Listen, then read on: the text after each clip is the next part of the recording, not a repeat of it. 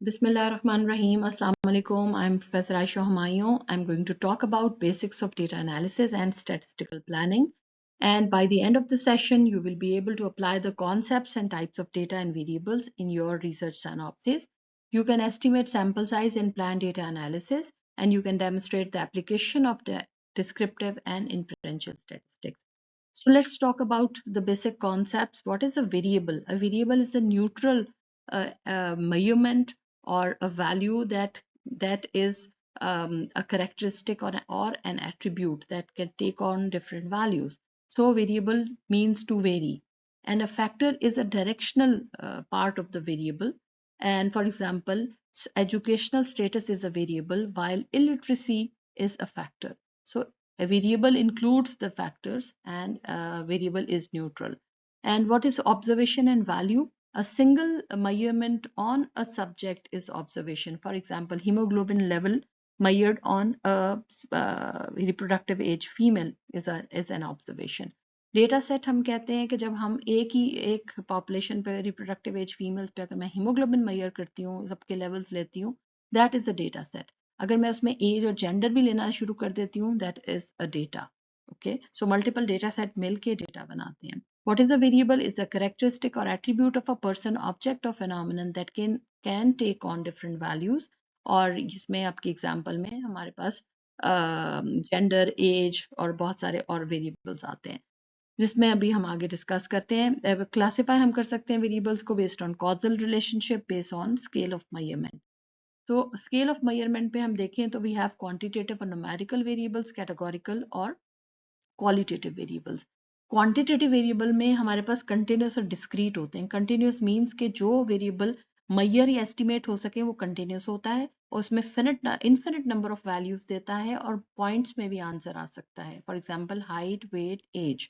जबकि जो discrete variable होता है वो काउंट हो सकता है और उसमें होल नंबर में इंटेगर्स में आंसर आता है और आपकी फिनिट नंबर ऑफ वैल्यूज होती हैं, जैसे number of students in the class, number of children, number of abortions, number of fractures. ये होल नंबर में आंसर आएगा, पॉइंट्स में नहीं हो सकता और ये काउंट हो सकते हैं. और कैटेगोरिकल डेटा आपके पास वो होता है जो ऑर्डिनल, नॉमिनल, बाइनरी हो सकता है. बाइनरी मींस मेल, फीमेल और राइट और रॉन्ग और पास और फेल. और नॉमिनल मींस जिसमें दो से ज्यादा कैटेगरीज होती हैं लेकिन उन कैटेगरीज में कोई इनहेरेंट ऑर्डर नहीं होता. If there is an inherent order ascending और descending, then that is an ordinal variable. For example, mild, moderate and severe disability, good, average and poor result. So हम टाइप्स ऑफ वेरिएबल देखें तो हम causal relationship की base पे classify कर रहे हैं स्केल ऑफ मेजरमेंट पे. तो अभी हमने जो किया वो स्केल ऑफ मेजरमेंट पे था. उसमें हमारे पास दो ऑप्शन और आती हैं, इंटरवल वेरिएबल और रेशियो वेरिएबल. ये हम तब यूज करते हैं जब हमने इंटरवल के लिए बात करनी हो. फॉर एग्जाम्पल हमें जब एब्सोलूट जीरो, जैसे हम टेम्परेचर नोट कर रहे हैं तो टेम्परेचर में there is no absolute zero, उस जीरो का भी कुछ मतलब है. रेशियो स्केल में जीरो का मतलब नो होता है, कुछ नहीं है, like no weight, no age और नो इनकम. ओके, सो ये दो एडिशनल मैंने इसमें बताने थे. दैट अदरवाइज हम इस स्लाइड में कॉजल रिलेशनशिप को देख रहे हैं. कॉजल रिलेशनशिप में we talk about an independent variable that is a predictor variable and a dependent variable that is an outcome variable. For example हम रिलेशनशिप किसी भी ट्रीटमेंट का देख रहे हैं, ट्रीटमेंट टाइप हम दो तरह की ट्रीटमेंट दे रहे हैं, drug A and drug B, और हम उसका इफेक्ट देख रहे हैं ऑन कोलेस्ट्रॉल लेवल पे. So cholesterol level is are dependent variable while the drugs are independent variable. So causal relationship की जब हम बात करते हैं तो हम उस रिलेशनशिप में थर्ड वेरिएबल का भी जिक्र करते हैं जो मैं अभी आगे बताऊंगी. तो थर्ड वेरिएबल में हमारे पास दो कॉमनली जो ऑप्शन अवेलेबल होती हैं वो confounding variables and effect modifier होते हैं. कंफाउंडिंग वेरिएबल ऐसे वेरिएबल्स होते हैं जो डिस्टॉर्ट करते हैं और बायस क्रिएट करते हैं एसोसिएशन में, और वो एक्सपोजर और आउटकम के बीच में जो रिलेशनशिप है उसको बढ़ा देते हैं या कम करके दिखाते हैं. वो एक सुपूरियस एसोसिएशन दिखाते हैं हमें, और अगर हम उनको एडजस्ट कर लें, कंट्रोल कर लें, तो वो हमारे लिए एक हम असल शक्ल देख सकते हैं एसोसिएशन की. लाइक हम अगर उन्हें एडजस्ट करते हैं यूजिंग स्ट्रैटिफिकेशन और रिग्रेशन, इट मींस कि हमने उसको कंट्रोल कर लिया और फिर हम बहुत उस रिलेशनशिप पे ट्रू पिक्चर हमारे सामने आ सकती है. और इफेक्ट मॉडिफायर वो होता है जो इफेक्ट को मॉडिफाई करता है और इसको हम स्ट्रैटिफिकेशन के जरिए इसको शो करते हैं अपने रिजल्ट्स में लाइक एज और जेंडर को हम इफेक्ट मॉडिफायर अगर ले रहे हैं या एज को इफेक्ट मॉडिफायर ले रहे हैं तो एज और जेंडर वाइज हम उस इफेक्ट को स्ट्रेटिफाई करके अपने एनालिसिस में शो कर सकते हैं. Okay, so now coming to sample size calculation, data analysis and statistical planning. हम स्टार्ट करते हैं from who do you want to generalise to. हम अपनी फाइंडिंग्स को किस पे जनरलाइज करना चाहते हैं. अगर हम अपनी जो भी फाइंडिंग्स हैं हम चाहते हैं कि हम सैंपल पे कलेक्ट करें डेटा लेकिन हम उसे जनरलाइज कर सकें, तो जिस पॉपुलेशन पे हम जनरलाइज करना चाहते हैं, जैसे मैं रिप्रोडक्टिव एज फीमेल पे अपना मीन एचबी में चेंज जो है वो मैं जनरलाइज करना चाहती हूँ, तो that is my theoretical population. तमाम ही रिप्रोडक्टिव एज फीमेल जो है वो मेरी थ्योरेटिकल पॉपुलेशन है जिन्हें मैं एक्सेस नहीं कर सकती. So what population can you get access to. मैं सिर्फ उस पॉपुलेशन को एक्सेस कर सकती हूँ जो मेरी स्टडी पॉपुलेशन है, जो शेख ज़ायद हॉस्पिटल में गायनी ऑप्स ओपीडी में रिप्रोडक्टिव एज फीमेल्स आ रही हैं. And how can I get access to them. मैं अपने उसको मैं सैम्पलिंग फ्रेम कहूंगी. अगर मुझे उनकी पूरी लिस्ट मिल जाती है ओपीडी में जब वो आती हैं तो उनके एक टोकन मिलता है. इसी तरह मैं एग्जांपल मेडिकल स्टूडेंट्स की लूँ. मेडिकल स्टूडेंट्स का हमारे पास registration roll number wise list होती है, that is our sampling frame. हमने उसमें से सैंपल लेना है. So who is in your study, that is the sample. वो लोग जो हमारी स्टडी में आएंगे वो सैम्पलिंग फ्रेम से हम उनको सेलेक्ट करेंगे. Now it's a quick checklist for calculating sample size. आप प्राइमरी आउटकम को जो बाइनरी हो सकता है, कंटिन्यूस हो सकता है एंड टाइम टू इवेंट हो सकता है. आप मल्टीपल सीरियल मेजरमेंट्स ले रहे होते हैं उस इवेंट की डेवलपमेंट के लिए. और इसमें हम ये हमारा आउटकम मेजर है. हम अपना इफेक्ट साइज चूज करते हैं जो कि क्लिनिकली मीनिंगफुल होना चाहिए. इफेक्ट साइज मीन्स कि आपकी ऑड्स रेशियो, रिलेटिव रिस्क, आपकी काई स्क्वायर की वैल्यू और जो कि आपने यूज करनी है, आपका मीन जो उसमें आ रहा है, दैट इज जो आप किसी स्टडी से लेके देख रहे हैं कि ये इफेक्ट साइज मैं अपने में एक्सपेक्ट कर रही हूँ अपनी स्टडी में, तो वो इफेक्ट साइज होता है जो आपने पहले चूज करना होता है. Then you set your alpha value and the power of your study and then you obtain estimates for standard deviation और बेसलाइन प्रोपोर्शन. या तो आप मीन और स्टैंडर्ड डिविएशन के साथ डील करें तो उसका एस्टिमेट ले लें प्रीवियस स्टडी से, या आप प्रोपोर्शन ले रहे हैं तो प्रोपोर्शन किसी प्रीवियस स्टडी से ले लें. और वो आपके लिटरेचर से भी ले सकते हैं और आपको खुद पायलट करना पड़े, अगर आपको लिटरेचर में नहीं मिलता डेटा तो आप पायलट करके उसके रिजल्ट्स में से वो ले सकते हैं और फिर आप अपना सैंपल साइज कैलकुलेट करेंगे. बेशुमार सैंपल साइज कैलकुलेटर अवेलेबल हैं जो कोहॉर्ट, केस कंट्रोल, आरसीटी के लिए सेपरेटली भी हैं. एंड और इसमें इंपॉर्टेंट चीज़ है कि आप नॉन रिस्पॉन्स को ज़रूर कंसिडर करें और लॉस टू फॉलो अप को भी जहन में रख के सैंपल साइज को उतना एनहेंस कर लें. फॉर एग्जाम्पल हम नॉन रिस्पॉन्स रेट यूजली 20% पे लेते हैं. और ये डिफरेंट सैंपल साइज कैलकुलेटर की लिंक्स हैं, जैसे ओपन एपी बहुत कॉमनली है, मैं भी यूज़ करती हूँ. उसमें प्रोपोर्शन, मीन्स और आपने क्रॉस सेक्शनल स्टडी वाइज भी अवेलेबल है और प्रोपोर्शन और मीन के वाइज भी अवेलेबल है. एपी टूल भी है जो ये भी बहुत इजी है, ये भी मैं यूज़ करती हूँ. राव सॉफ्ट कैलकुलेटर है, ये भी बहुत अच्छा और कॉमनली यूज्ड कैलकुलेटर है. और ये बाकी दो भी आप इसमें देख सकते हैं. एआई टूल्स भी हमें सैंपल साइज कैलकुलेट करके दे सकते हैं, जैसे चैट जीपीटी में स्टैट प्लगइन्स होते हैं, इसी तरह स्टैट पीडिया एआई है और साई स्पेस को पायलट है. And this is a template जिसमें कि आपने एनालिसिस प्लान जब बनाते हैं तो इस तरह के टेम्पलेट पे आप अपने क्वेश्चनर अपने रिसर्च प्रोजेक्ट का प्लान बनाया करें.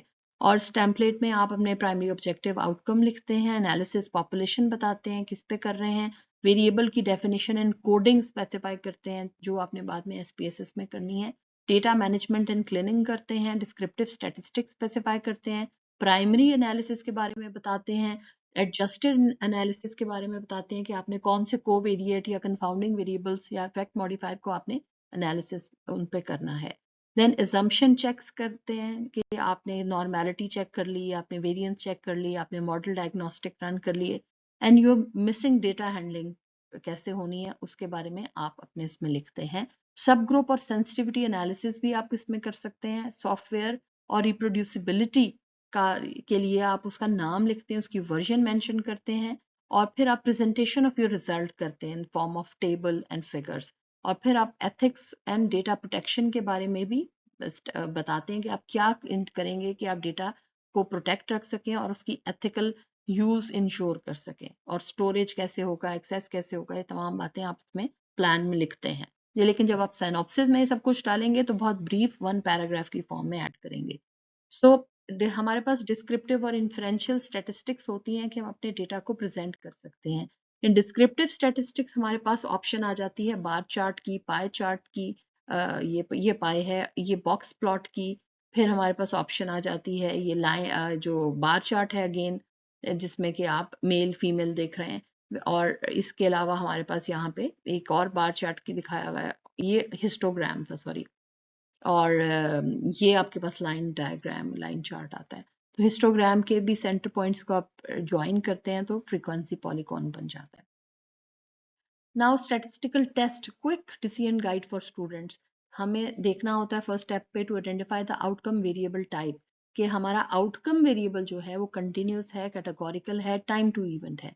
And then decide how many groups you are comparing, कि आप 2 ग्रुप कंपेयर कर रहे हैं, 2 से या 3 और 3 से ज्यादा ग्रुप्स को कंपेयर कर रहे हैं। ठीक है, तो इसमें टेस्ट आपके ये डिफरेंट ऑप्शन है टेस्ट की। Check if the data are paired और इंडिपेंडेंट, अगर पेयर्ड डेटा है तो आप पेयर टेस्ट लगाएंगे, अगर इंडिपेंडेंट डेटा है तो इंडिपेंडेंट सैंपल टेस्ट लगाएंगे। और फिर आप अपने डेटा की नॉर्मेलिटी भी चेक करते हैं कि वो नॉर्मल है कि नॉन नॉर्मल है। And these are different option, जैसे काई स्क्वायर टेस्ट हम यूज करते हैं कंपेयर करने के लिए प्रोपोर्शंस को, फिशर एग्जैक्ट भी प्रोपोर्शन को कंपेयर करता है लेकिन जब सैंपल साइज छोटा हो तो। Independent t test two means को कंपेयर करता है इंडिपेंडेंट ग्रुप में, और पेयर टी टेस्ट कंपेयर करता है टू मीन्स को इन सेम ग्रुप, सेम एक ही ग्रुप के ऊपर 2 दफा मेजरमेंट लिए जाए। और वन वे अनोवा आपका कंपेयर करता है मीन्स को जब आपके पास 3 से ज्यादा मीन हो। ठीक है, और रिपीटेड मेजर अनोवा वो भी कंपेयर करता है जब आपके पास 3 से ज्यादा मीन हो और या रिलेटेड मेजर्स हो, 3 से ज्यादा मीन पॉइंट्स हो, तो फिर आप रिपीटेड मेजर अनोवा, ये इंडिपेंडेंट ग्रुप पे था वन वे अनोवा, ये सेम ग्रुप के ऊपर रिपीटेड मेजर अनोवा अप्लाई कर सकते हैं। ठीक है, और उसके बाद हमारे पास मैन विटनी यू टेस्ट आता है जो मीडियन के लिए होता है। सो हमारे पास आप देख रहे हैं कि 2 ये प्रोपोर्शन के लिए हैं, ये हमें 4 ऑप्शंस मीन के लिए आ रही हैं डिपेंडिंग कि हम कितने ग्रुप से डील कर रहे हैं। हमारे पास 2 ये मीडियन की ऑप्शन आ गई हैं। Median Mann Whitney U test के जरिए जब 2 इंडिपेंडेंट ग्रुप हों, और विल्कॉक्सन साइन रैंक टेस्ट जब हमारे पास पेयर डेटा हो।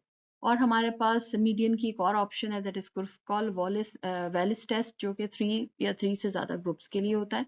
इसी तरह पियर्सन कोरिलेशन मेजर करता है strength of linear relationship, Spearman correlation measure करता है monotonic relationship, and linear regression predict करती है, लॉजिस्टिक रिग्रेशन भी प्रिडिक्ट करता है। ये कंटिन्यूस आउटकम प्रिडिक्ट करता है और ये बाइनरी आउटकम को करता है, और मल्टीपल लॉजिस्टिक रिग्रेशन भी हमारी इसमें पॉसिबल होती है। Then we have Cox proportional hazard regression, वो सर्वाइवल टाइम्स को कंपेयर करने के लिए यूज होती है। इसी तरह मैक्नीमर टेस्ट है जो कि पेयर्ड बाइनरी को करता है जैसे काई स्क्वायर करता है, तो इसमें हम पेयर्ड हों तो फिर हम मैक्नीमर टेस्ट अप्लाई करते हैं। ये एक एग्जांपल है, मेरा एक सिनॉप्सिस, एक शॉर्ट सा मैंने बनाया जिसमें this is the introduction, association between physical activity and depression among medical students in Pakistan. The research question is physical activity associated with levels of depression among medical students? And the objective is to determine the association between physical activity and depression. So we have independent variable is physical activity, while dependent variable is depression measured by different scales. और इसमें आपका confounding variable sleep quality है, जबकि effect modifier is gender and mediating variable is stress level. Mediating variable जो pathway के अंदर बैठा होता है that is the mediating variable, उसको आप कहीं हिलाते जुलाते नहीं है, उसको आप सिर्फ अपने एनालिसिस में एड्रेस करते हैं, उसको मीडिएशन एनालिसिस कहते हैं जो करते हैं हम। ठीक है, ये डिफरेंट टूल्स हैं जो मैंने इसमें यूज किए हैं। मैंने cross sectional study 3rd to final year MB पे स्टूडेंट पे की है, और मैंने स्लीप क्वालिटी को भी असेस किया ताकि मैं उसकी कंफाउंडिंग को एडजस्ट कर सकूं। और फिर मैंने एनालिसिस में लॉजिस्टिक रिग्रेशन अप्लाई किया एसोसिएशन डिटरमिन करने के लिए, मैंने कंफाउंडर्स के लिए एडजस्ट किया स्लीप क्वालिटी को, और इफेक्ट मॉडिफायर को स्ट्रेटिफाई किया जो मेरा जेंडर था उसके अकॉर्डिंगली। ठीक है, और मैंने मीडिएशन रन किया analysis for the stress level. और सो मेरी जो फाइनल इसमें implications बन रही हैं, identifying confounders ensures valid conclusions, and recognizing effect modifiers helps in tailoring interventions, and understanding mediators gives insight into mechanisms of action, क्योंकि mediator आपके pathway का part होते हैं। So thank you very much, and any questions please?